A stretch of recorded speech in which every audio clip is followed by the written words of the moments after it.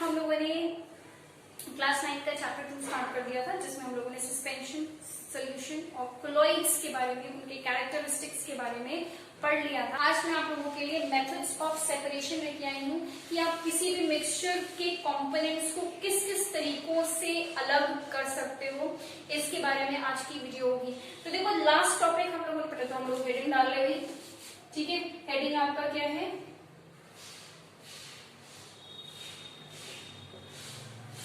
Methods of separation, ठीक है, methods of separation. तो देखो, लास्ट वीडियो में हम लोगों ने कोलॉइड्स के बारे में पढ़ा था। कोलॉइड्स का सबसे बेस्ट एग्जांपल आपका क्या है? मिल्क, ठीक है। मिल्क एंड वाटर या simple milk, milk itself is a colloid. उसमें पानी डाल दोगे तो वो भी कोलॉइड होगा, ठीक है। Both of them are colloids. Mix जो आपका मिल्क है वो क्या है? मिक्सचर है, इट इज नॉट प्योर, ठीक है। तो वो मिक्सचर है, कैसा मिक्सचर है? Colloidal solution.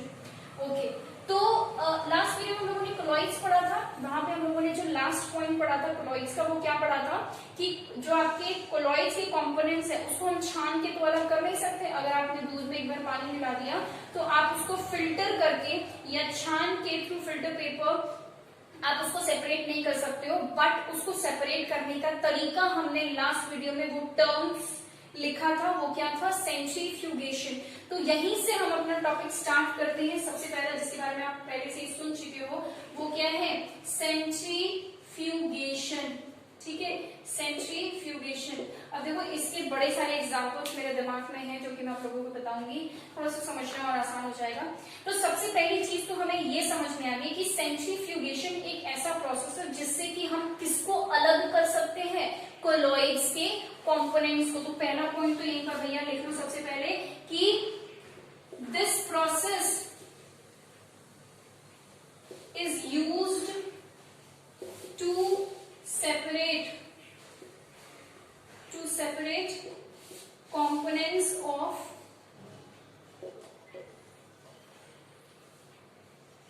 colloids, ठीक है। कोलॉइड्स या कोलॉइडल सॉल्यूशन के कंपोनेंट्स को अलग करने के लिए, मतलब अगर आपने दूध में पानी मिलाया हुआ है तो दूध और पानी को अलग करने के लिए हम सेंट्रीफ्यूगेशन का यूज करते हैं, ठीक है। अब देखो, सेंट्रीफ्यूगेशन होता कैसे है, मैं यहाँ पे एक पिक्चर दिखा दूंगी सेंट्रीफ्यूगेशन मशीन का। एक मशीन जैसे होती है जिसमें कि आप क्या करते हैं, देखो मैं यहाँ पे ड्रॉ करके थोड़ा सा कोशिश करती हूँ। इस तरीके से सेंट्रीफ्यूगेशन के लिए एक मशीन आती है, ठीक है। इस मशीन की पिक्चर मैंने दिखा दिया आप लोगों को। इस तरीके से 4 ट्यूब्स होते हैं, ठीक है। सेंट्रीफ्यूगेशन मशीन में इस तरीके से 4 ट्यूब होते हैं। I am trying my best कि मैं उसको आप लोगों को ड्रॉ करके दिखा सकूं। और ये चारों ट्यूब्स आपस में कनेक्टेड होते हैं, ठीक है। ये चारों ट्यूब्स आपस में कनेक्टेड होंगे इस तरीके से। और एक स्टैंड होता है भाई, ठीक है, इस तरीके से एक स्टैंड होता है और यहाँ पर लगा होता है एक हैंडल। ये एक स्टैंड है और यहाँ पर लगा हुआ है एक हैंडल, मतलब कि इस तरीके से एक स्टैंड होता है और 4 ट्यूब्स चारों तरफ में होते हैं, ठीक है। इन ट्यूब्स को हम बोलते हैं सेंट्रीफ्यूगेशन ट्यूब्स। सेंट्रीफ्यूगेशन के लिए यूज किया जा रहा है, इसलिए सेंट्रीफ्यूगेशन ट्यूब। अब बेसिकली सेंट्रीफ्यूगेशन में होता क्या है, आप क्या करेंगे, इन ट्यूब्स में अपना मिक्सचर डाल दोगे। मतलब आप कोलॉइड यूज करो, मतलब अगर आपने मिल्क लिया है तो मिल्क को आप इन ट्यूब्स में, चारों ट्यूब्स में इस तरीके से डाल देंगे। जब आप इन ट्यूब्स में, चारों ट्यूब्स में मिल्क डाल देंगे, उसके बाद आपको क्या करना है, इस हैंडल को घुमाना है ऐसे। तो जब आप इस हैंडल को इस तरीके से घुमाते हैं तो वो चारों ट्यूब्स इस तरीके से गोल गोल घूमते हैं, ठीक है। तो जब ये चारों ट्यूब्स इस तरीके से गोल गोल घूमते हैं, अब देखो मिल्क जो है वो किससे बना है? प्योर मिल्क और क्रीम से, ठीक है। तो जब ये चारों ट्यूब्स इस तरीके से गोल गोल घूमते हैं तो होता क्या है कि वहां पे एक फोर्स लगती है जिसको हम बोलते हैं सेंट्रीफ्यूगल फोर्स, जहां से ये नाम आया है सेंट्रीफ्यूगेशन का, ठीक है। एक टाइप की फोर्स है सेंट्रीफ्यूगल फोर्स। अब इस फोर्स से क्या होता है कि ये फोर्स क्या करता है, जो भी आपका डेंसर पार्ट होता है, मतलब जो भी आपका डेंसर कंपोनेंट होगा उस कोलॉइड का, उसको वो पीछे की तरफ फेंकेगा और जो हल्का वाला सब्सटेंस होगा, हल्का वाला कंपोनेंट होगा, वो ऊपर आ जाएगा, ठीक है। जब आप उसको इस तरीके से गोल गोल घुमाएंगे तो जो मिल्क होगा, मिल्क और क्रीम में कौन सा हल्का होता है, कौन सा हल्का होता है? क्रीम आपका हल्का होता है, मतलब कि क्रीम देखा होगा आपने, मिल्क के ऊपर क्रीम जो मलाई होती है वो ऊपर रहती है, मिल्क नीचे रहता है। Why? Because milk is heavier than cream. तो जब आप इसको सेंट्रीफ्यूज करोगे, जब आप इसको इस तरीके से गोल गोल घुमाओगे तो क्या होगा, सेंट्रीफ्यूगल फोर्स लगती है, जिस फोर्स की वजह से ये फोर्स क्या करती है, जो डेंसर पार्ट होता है, जो डेंसर पार्टिकल्स होते हैं, मतलब जो मिल्क होगा उसको पीछे की तरफ धकेलेगी, मतलब कि नीचे की तरफ, मतलब इस तरीके से पीछे की तरफ सेंट्रीफ्यूगल फोर्स यहाँ पे ऐसे लगता है। जब ये घूमेगा तो इस तरीके से सेंट्रीफ्यूगल फोर्स पीछे की तरफ लगेगी, जिसके वजह से जो आपका मिल्क होगा वो नीचे आ जाएगा और जो क्रीम होगा वो ऊपर आ जाएगा। और इसी से हम हमारा मिल्क और क्रीम को अलग करते हैं। So this process is called centrifugation. ठीक है, थोड़ा सा हो सकता है कॉम्प्लिकेटेड लग रहा हो, बट इसका एक बहुत ही अच्छा सा एग्जांपल, घरेलू वाला एग्जांपल मैं आप लोगों को बताती हूँ। तो आप लोगों ने देखा होगा मथनी, देखी आप लोगों ने, मतलब अभी तो शहर में इतना नहीं यूज होता, बट गांव वगैरह में यूज होते थे, अभी शहरों में भी यूज होता है, मेरे घर में है। तो मथनी कैसे होती है, हम ऐसे ऐसे करके मथते हैं, राइट। दही में से मक्खन निकालना होता है या दूध में से क्रीम अलग करना होता है, तो हम क्या करते हैं, ऐसे करते हैं। तो जब हम ऐसे ऐसे करते हैं तो हम क्या कर रहे हैं, उस दूध को गोल गोल घुमा रहे हैं, यही तो कर रहे हैं, जो कि यहाँ पे हो रहा है, गोल गोल घूम रही है। तो जब हम ऐसे ऐसे करते हैं मथनी को, तो वो क्या करता है कि जो डेंसर पार्ट होता है उसको नीचे पुश करता है और जो लाइटर पार्ट होता है उसको ऊपर ले आता है। जैसे आपका दही में जो क्रीम होगा, जो मक्खन होगा वो ऊपर आ जाएगा, और जो पानी होगा, मतलब जो दही जिसमें क्रीम नहीं होता है, वो नीचे सेटल डाउन हो जाएगा। ठीक है, ये क्यों हुआ, बिकॉज ऑफ सेंट्रीफ्यूगल फोर्स। तो जब हम मथ रहे हैं उसको, ठीक है, जब हम मथनी से उसको मथ रहे हैं तो बेसिकली हम क्या कर रहे हैं, हम फोर्स लगा रहे हैं। सेंट्रीफ्यूगल फोर्स हमेशा सर्कुलर मोशन में लगता है, जब कोई चीज गोल गोल घूम रही होती है तो वो सेंट्रीफ्यूगल फोर्स लगता है। तो जब आप इस तरीके से उसको मथ रहे हो तो सेंट्रीफ्यूगल फोर्स लग रहा है, जो कि पुश करता है डेंसर पार्टिकल को पीछे की तरफ, या ये कह लो कि नीचे की तरफ। तो डेंसर पार्टिकल आपका नीचे आ जाएगा और जो आपका लाइटर पार्टिकल होगा जैसे क्रीम, वो आपका ऊपर हो जाएगा। ठीक है, सो आई होप कि सेंट्रीफ्यूगेशन आपको समझ में आ गया होगा। Centrifugation is used for separation of the components of colloids. ठीक है, अब इसके कुछ बहुत ही इंपॉर्टेंट यूजेस है, वो ये है कि सबसे पहले तो आपका क्रीम को अलग करने के लिए फ्रॉम मिल्क, ये आपका पहला यूज होगा। दूसरा, ब्लड टेस्ट और यूरिन टेस्ट में भी सेंट्रीफ्यूगेशन का यूज होता है और ये बहुत ज्यादा इंपॉर्टेंट है। ठीक है, तो इसको भी आप लिख लो कि used in blood test and urine test. Urine test और ब्लड टेस्ट में यूज किया जाता है। और separate for separating cream from milk, ये तो हमको पता ही है। ठीक है, क्रीम फ्रॉम मिल्क, क्रीम को मिल्क से अलग करने के लिए भी हम सेंट्रीफ्यूगेशन का यूज करते हैं।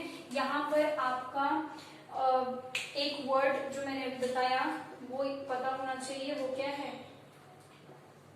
Centrifugal force. कौन सी फोर्स लगती है यहाँ पे, सेंट्रीफ्यूगल फोर्स लगती है, जो कि डेंसर पार्टिकल को नीचे पुश करेगी और लाइटर पार्टिकल आपका ऊपर आ जाएगा। ठीक है, तो ये हो गया आपका सेंट्रीफ्यूगेशन। अगला टॉपिक देख लेते हैं, विच इज सेपरेटिंग फनल। ठीक है, तो अगला जो हमारा मेथड ऑफ सेपरेशन है वो क्या है, सेपरेटिंग फनल। ठीक है, सेपरेटिंग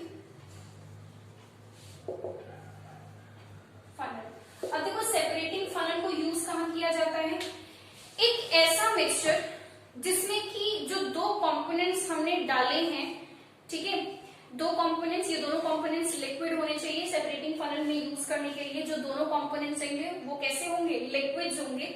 अगर आपने दो ऐसे लिक्विड्स का मिक्सचर बनाया है जो आपस में मिक्स नहीं होते, ठीक है, तो जो आपस में मिक्स नहीं होते उनको हम बोलते हैं इममिसिबल।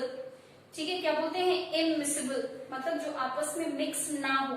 तो ऐसे दो लिक्विड्स का मिक्सचर जिसमें कि दोनों लिक्विड्स आपस में मिक्स नहीं होते, मतलब कि इममिसिबल होते हैं, उनके लिए हम यूज करते हैं सेपरेटिंग फनल। जैसे for example water and oil best example है सेपरेटिंग फनल का। ठीक है। तो वाटर और ऑयल को सेपरेट करने के लिए हम किसका यूज करेंगे, सेपरेटिंग फन का यूज करेंगे, ठीक है। तो सबसे पहला पॉइंट यहीं पर लिख लो कि used to separate a mixture of to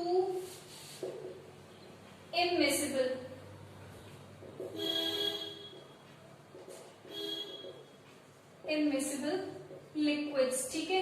जो आपके कंपोनेंट्स हैं कौन से स्टेट में होने चाहिए, लिक्विड स्टेट में होने चाहिए और इमिसिबल होने चाहिए, ठीक है। अब इसका मैं यहाँ पे आप लोगों को डायग्राम बना के दिखा देती हूँ, पहले मैं एक्सप्लेन कर देती हूँ।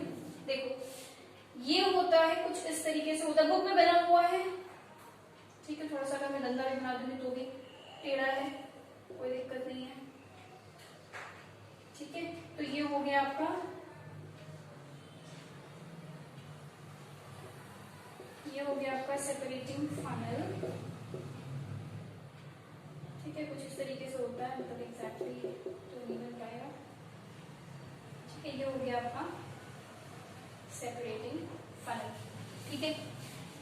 थोड़ा बहुत मैंने बनाने की कोशिश की। अब देखो सेपरेटिंग फनल मतलब इसको होल्ड करने के लिए, पकड़ने के लिए, अभी हवा में तो ये तैरेगा नहीं, इसको पकड़ने के लिए आपने एक स्टैंड लिया होगा इस तरीके से, ठीक है। पिक्चर में यहाँ पे मैं दिखा दूंगी, ज्यादा क्लियर होगा, इतना गंदा बनाने से तो अच्छा, हटा देते हैं इसको, बहुत गंदा बनाया मैंने इसको, बट चलो ठीक है। देखो ये है आपका मेन पार्ट, समझने के लिए इतना सफिशिएंट है। तो सेपरेटिंग फनल में मान लो आपने क्या डाल दिया, आपने जो मिक्सचर तैयार किया है किसका, मान लो वाटर एंड ऑयल का। तो वाटर एंड ऑयल को आप इसमें सेपरेटिंग फनल में उस मिक्सचर को यहाँ से ऊपर से, ठीक है, ऊपर से आप इस सेपरेटिंग फनल को डाल दोगे, सेपरेटिंग फनल में मिक्सचर अपना डाल दोगे वाटर एंड ऑयल का। जब आपने उसको डाल दिया, उसको थोड़ी देर के लिए अनडिस्टर्ब छोड़ दें, ठीक है। तो जब आप उसको थोड़ी देर के लिए, मतलब 10 मिनट के लिए भी अनडिस्टर्ब छोड़ दोगे, तो आपने देखा होगा कि वाटर और ऑयल आपस में कभी भी मिक्स नहीं होते। तो जब वाटर और ऑयल आपस में मिक्स नहीं होते हैं तो कोई एक चीज नीचे सेटल डाउन हो जाएगी और कोई एक चीज ऊपर रह जाएगी। वाटर और ऑयल में water is denser than oil, ठीक है। तो हमेशा ऐसा होगा कि जो आपका वाटर है वो नीचे आ जाएगा और जो आपका ऑयल है वो ऊपर रहेगा, ठीक है। तो जो ये मान लो इसको, ये मैंने ऑयल बना दिया, दिस इज ऑयल, ये ऑयल होगा और ये वाटर होगा। आपको ये दोनों अलग अलग लेयर्स में दिखाई देने लग जाएंगे क्लियरली, ठीक है। दोनों अलग अलग लेयर्स में दिखाई देने लग जाएंगे अगर आप उसको 10 to 15 मिनट्स के लिए अनडिस्टर्ब्ड एकदम छोड़ दोगे, बिना कुछ उसमें छिड़काने के, उसको अलग से रख दो, एकदम शांत रख दो, तो आपका वाटर अलग और ऑयल अलग हो जाएगा, ठीक है। अब करना क्या है, यहाँ पर लगी होती है एक नॉब, ठीक है, जिसको हम टूटी जैसे मान सकते हैं, जैसे नल की टूटी होती है, नल का टैप होता है, ठीक है। तो आप इसको टैप जैसा मान सकते हो इसको। तो हम क्या करेंगे, जैसे हम इसको टैप को खोलेंगे, ठीक है, इसको हम बोलते हैं स्टॉप कॉक, ठीक है। अब टैप तो नहीं बोलेंगे हम इसको यहाँ पे, ठीक है, स्टॉप कॉक बोलते हैं इसको। इस स्टॉप कॉक को जब आप ओपन करोगे तो नीचे कंटेनर लगा लेना है, लगा लेते हैं कंटेनर, एक कंटेनर लगा लिया हमने। इस कंटेनर में जैसे ही आप इसका नॉब ओपन करोगे, स्टॉप कॉक को ओपन करोगे, वैसे ही धीरे धीरे करके, यहाँ पे क्या है पानी, तो सारा पानी जो है वो धीरे धीरे करके निकल आएगा और आप उसको इस कंटेनर में कलेक्ट कर सकते हैं, ठीक है। तो इस कंटेनर में उसको कलेक्ट कर लोगे। उसके बाद जैसे आपको लगेगा कि ये पानी की लेयर अब बस खत्म हो गई, ठीक है, वैसे ही आपको स्टॉप कॉक को दोबारा क्लोज कर देना है। हटाओ इसको, नया कंटेनर लेके आओ, नया कंटेनर लेके आओगे, अब इस स्टॉप कॉक को दोबारा ओपन करोगे और ये जो ऑयल है इसको कलेक्ट कर लोगे। तो this is how you can separate water from oil, ठीक है। आपने दोनों कंपोनेंट्स को क्या कर दिया, सेपरेट कर दिया। तो सेपरेटिंग फनल इसी के लिए यूज किया जाता है, ठीक है। ये हो गया आपका दूसरा, सॉरी नंबर चेंज कर दो, नंबर भी चेंज किया। दूसरा आपका मेथड ऑफ सेपरेशन हो गया है आपका सेपरेटिंग फनल, ठीक है। This is all about today's video. मैंने आज आप लोगों को दो मेथड्स ऑफ सेपरेशन बता दिए, मतलब दो मेथड्स ऑफ सेपरेशन बता दिए। एक आपका हो गया सेंट्रीफ्यूगेशन और दूसरा हो गया सेपरेटिंग फनल।